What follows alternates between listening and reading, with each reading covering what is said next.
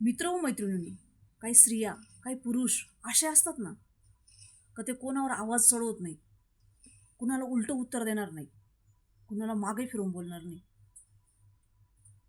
का माहिती आहे का?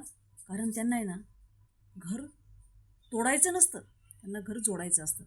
म्हणून ते सगळं काही आहे ना हँडल एकदम शांतपणाने करतात.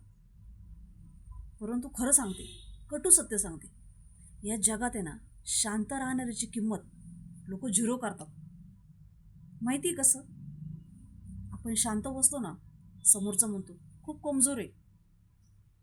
उलटं उत्तर दिलं नाही ना, लोक म्हणते अरे रे रे, याला काहीच येत नाही, येडा आहे. आणि काही वेळाने ना लोक आपल्याला गृहीत धरायला लागतात. आपल्या शांतपणाला आपली कमजोरी समजतात. आणि आपण जेव्हा गप्प बसतो ना, तेव्हा लोक आपली परवानगी आहे असं समजतात आणि सगळं काही त्यांच्या मर्जीने करतात. कुठल्याच गोष्टीत आहे ना ते शांत बसणाऱ्या माणसाला रिस्पेक्ट देणार नाही. पण एक गोष्ट सांगू का? जेव्हा वादळ यायचं असतं तेव्हा वादळापूर्वीची शांतता इतकी भयानक असते ना, तो सुई जरी पडली ना तिचा आवाज येतो. परंतु ज्यावेळेस वादळ येतं त्यावेळेस सगळं काही नेस्तनाबूत करून जातं. म्हणून आहे ना, कुठलीही शांत व्यक्ती असते ना, ती कधीच कमजोर नसते.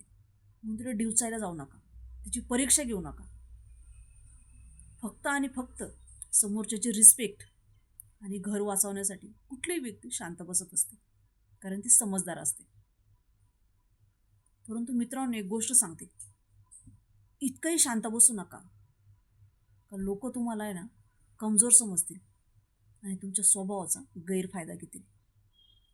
आजकाल खोटं चालतं, फ्रॉड चालतं, लबलब करणारे लोक जास्त चालतात.